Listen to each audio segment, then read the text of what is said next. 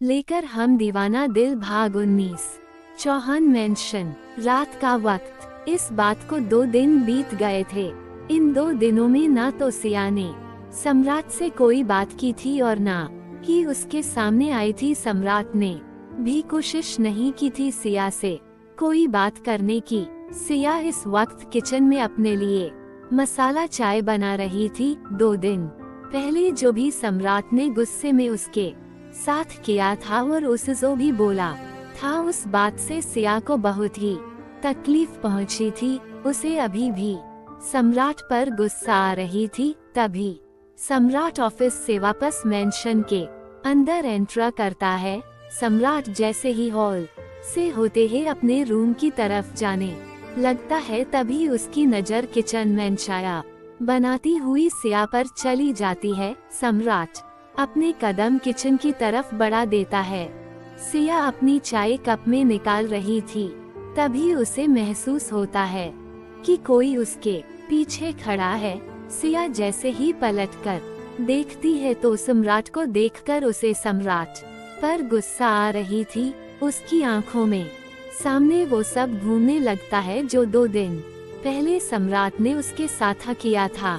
सिया सम्राट को इग्नोर करके अपनी चाय का कप लेकर जैसे ही किचन से बाहर जाने को होती है, वैसे ही सम्राट सिया के हाथों से चाय का कप छीनकर चाय का सिप लेते हुए बोला, हूँ चाय तो काफी अच्छी बनाती हो तुम। वैसे तो मुझे कॉफी पसंद है, लेकिन आज मेरा मन ये तुम्हारे हाथों की चाय पीने का है। सिया गुस्से में सम्राट को घूर रही थी। वो सम्राट की बात का कोई जवाब नहीं देती है और सम्राट को घूरते हुए वहां से जाने लगती है। लेकिन तभी सम्राट सिया का होंठ पकड़कर उसे अपनी तरफ खींच लेता है, जिससे सिया सम्राट के सीने से टकरा जाती है। सम्राट ने सिया की कलाई को पकड़ा हुआ था। दोनों ही इस वक्त एक दूसरे की आंखों में देख रहे थे। सिया सम्राट की आंखों में देखते हुए बोली, सम्राट जी का बदतमी जी है, होंठ छोड़िए हमारा। सम्राट भी सिया की आंखों में देखते हुए उसे जवाब देते हुए बोला, और अगर ना छोड़ूं तुम्हारा हाथ तो मुझे बिल्कुल भी पसंद नहीं। जब कोई मुझे इग्नोर करता है तुम तो फिर भी मुझे इग्नोर करके यहाँ से जा रही हो। सिया सम्राट को जवाब देते हुए बोली, काहे से आपसे हमको कोनो बात ही नहीं करनी है और ना ही हम कोनो बात आपसे करना चाहते हैं, तो इसलिए कह रहे हैं कि हमारा हाथ छोड़िए। सम्राट सिया की कलाई पर अपनी पकड़ मजबूत करते हुए बोला, छुड़वा लो मुझसे अपने होंठ को। अगर तुम अपनी कलाई को मेरे हाथ से छुड़वा लोगी तो मैं तुम्हें जाने दूंगा। सम्राट की पकड़ सिया की कलाई पर इतनी मजबूर थी कि सिया को अपनी कलाई पर दर्द हो रहा था। सिया सम्राट से बोली, आप काहे कर रहे हैं ये सब? सिर्फ हमको परेशान करने के लिए हम ऐसा भी का गलती कर दिए। सम्राट जी, काहे आप हमसे इतना नफरत करते हैं? सम्राट सिया की आंखों में देखते हुए बोला, सिया नफरत नहीं करता तुमसे। अगर नफरत करता ना मैं तुमसे तो तुम मेरे सामने मेरी बीवी बनकर नहीं खड़ी होती। लेकिन हाँ, जो लोग मेरी बात नहीं मानते फिर उन्हें मेरे गुस्से का सामना करना पड़ता है। कहा था ना तुमसे कि तुम अलग रूम में नहीं रहोगी, तुम मेरे साथ मेरे रूम में रहोगी। फिर तुम्हें मेरी बात समझ नहीं आई या फिर तुम्हें सुनाई कम देता है? सिया सम्राट को जवाब देते हुए बोली, आओ हम भी आपकी कोनो बात नहीं मानेंगे। जब आप खुद हमसे ही बोले थे कि हम आपके कमरा में आपके साथ ना ही रहेंगे और ना ही आपको न अपना ये शक्ल दिखाएं, तो काहे रहें फिर हम आपके साथ आपके कमरा में? सम्राट ने एक होंठ से सिया की कलाई को पकड़ा हुआ था और दूसरे होंठ से उसकी कमर को।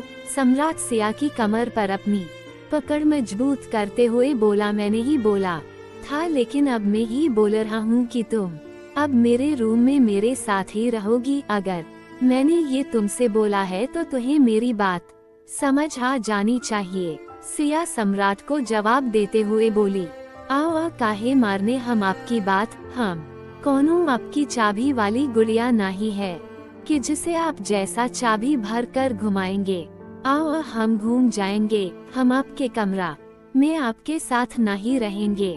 इस बार सम्राट गुस्से में सिया से बोला, मैं तुमसे पूछ नहीं रहा हूँ, तुम्हें बता रहा हूँ। तुम मेरे साथ मेरे रूम में ही रहोगी। अगर तुमने मेरी बात को नहीं माना ना, तो मुझसे बुरा तुम्हारे लिए कोई होगा नहीं, समझी तुम। सिया जैसे ही कुछ बोलने को होती है वैसे ही सम्राट आगे बढ़कर सिया के निचले होंठ को बाइट कर लेता है, फिर तिरछा मुस्कुराते हुए बोला, बकवास मत करना, मुझे तुम्हारी कोई भी बकवास नहीं सुननी। अपना सामान रूम में सेट कर लो, समझी। फिर सम्राट सिया को छोड़कर उसे डेविल लुक देकर किचन से बाहर चला जाता है। सिया गुस्से में सम्राट को जाता हुआ देख रही थी, फिर अपनी कलाई को देखती है। जिस जगह सम्राट ने सिया की कलाई को पकड़ा हुआ था वहां से खून आने लगा था, क्योंकि सम्राट की तेज पकड़ के कारण सिया की चूड़ियां टूटकर उसकी कलाई में धंस गई थी, जिस वजह से उसकी कलाई में खून आने लगा था। सिया अपनी कलाई को देखते हुए बोली, सच में सम्राट जी अपराक्षस ही है, जिसको किसी से भी कोनो फर्क नहीं पड़ता, लेकिन हम भी आपकी बात नहीं मानेंगे। हम आपके साथ आपका कमरा में नहीं रहेंगे। लगभग 2 घंटे बाद सम्राट जब स्टडी रूम से अपने रूम में आता है तो सिया उसे रूम में नजर नहीं आती है। सम्राट गुस्से में अपनी मुट्ठी भींचकर खुद से बोला, सिया तुम्हारी हिम्मत कैसे हुई मेरी बात को इग्नोर करने की? मैं भी देखता हूँ कि तुम कैसे नहीं रहती मेरे साथ मेरे रूम में।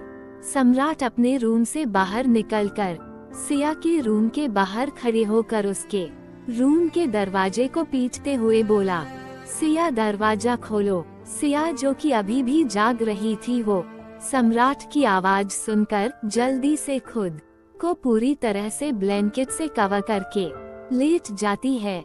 फिर खुद से बोली, नहीं नहीं, हम दरवाजा नहीं खोलेंगे, वरना ठाकुर सम्राट सिंह चौहान नाम का राक्षस हमको खा जाएगा। कुछ देर सम्राट के दरवाजा पीटने पर भी जब सिया दरवाजा नहीं खोलती है तो सम्राट दरवाजा पीटना बंद कर देता है और सिया को ऐसा लगता है कि सम्राट चला गया है। लेकिन कुछ देर बाद सिया के रूम का दरवाजा एक तेज आवाज के साथ खुलता है, जो कि सम्राट ने ही डुप्लीकेट की से खोला था। लेकिन सिया फिर अभी नहीं उठती है ताकि सम्राट को लगे कि सिया सो गई है। सम्राट सिया के बेड के पास आता है और उसे घूरते हुए बोला, सिया हो गया तुम्हारा नाटक, चुपचाप उठो और चलो मेरे साथ रूम। लेकिन सिया सम्राट की बात का कोई जवाब नहीं देती है, जिससे सम्राट को सिया के ऊपर गुस्सा आने लगती है।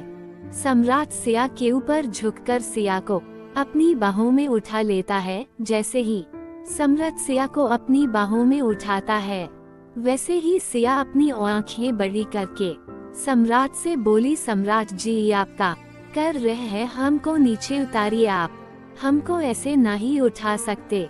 सम्राट सिया को रूम से बाहर के जाते हुए अपनी एक आईब्रो रेस करके सिया को घूरते हुए बोला, अच्छा अभी तो तुम गहरी नींद में सो रही थी, इतनी जल्दी तुम्हारी नींद खुल गई, क्या लगा तुम्हें हाँ कि तुम सोने का नाटक करोगी और मैं यहाँ से चुपचाप वापस चला जाऊंगा। अब तक सम्राट सिया को लेकर रूम में आ गया था। सिया सम्राट को घूरते हुए बोली, हाँ तो आपसे बचने के लिए नाटक किए हम, लेकिन आप तो सच में बड़का वाले राक्षस हैं जो हमारे पीछे ही पड़ गए हैं, वो भी बिना बात के। सिया की बात सुनकर सम्राट को उस पर गुस्सा आ रही थी। सम्राट सिया को बेड पर पटक देता है। सिया सम्राट को घूरते हुए बोली, आप हमको अगर आहिस्ता से लिटा नहीं सकते तो ऐसे पटके काहे बेड पर, हमको दर्द हो रहा है कमर में, आओ आप हमको अपने बेड पर काहे पटके। सम्राट सिया को घूरते हुए अपना एक घुटना मोड़कर बेड पर रख लेता है, फिर सिया के ऊपर झुकते हुए बोला, क्या बोली तुम मुझे राक्षस? तो बताता हूँ कि राक्षस होता कैसा है। सिया को डर लग रहा था सम्राट की। करीबी से सिया सम्राट की तरफ अपनी फिंगर पॉइंट करके हकलाते हुए बोली, देखिए सम्राट जी, आप हमसे दूर हटिए। आओ जाने दीजिए हमको यहाँ से। अगर आपने हमारे साथ कोनो बदतमीजी की तो हम छोड़ेंगे नहीं आपको। सम्राट सिया की फिंगर पकड़कर उसे अपनी तरफ खींचकर बोला, अच्छा क्या करोगी फिर तुम? जरा मैं भी तो देखूं, तुम आखिर मेरा कर क्या सकती हो? सिया सम्राट की बात सुनकर मन में बोली, प्रभु श्री राम जी बचा लीजिए हम कोई बड़का राक्षस से, वरना ही आज हमको सच में खा जाएंगे। सिया इस वक्त बहुत ही मासूम लग रही थी और सिया की मासूमियत से सम्राट का दिल उसके और करीब जाने का कर रहा था। सम्राट सिया के ऊपर झुकते हुए अपने होठों को उसके होठों पर रखकर किस करने लगता है। सम्राट सिया को फ्रेंच किस कर रहा। सिया की आंखें हैरानी से बड़ी हो जाती हैं। सिया सम्राट के सीने पर अपने दोनों हाथों को रखकर उसे खुद से दूर करने की कोशिश कर रही थी। तभी सम्राट उसके दोनों हाथों को अपने एक हाथ से पकड़कर बैग के क्राउन से लगा देता और अपना दूसरा हाथ सिया की कुर्ती के अंदर डालकर उसकी कमर को सहलाने लगता है।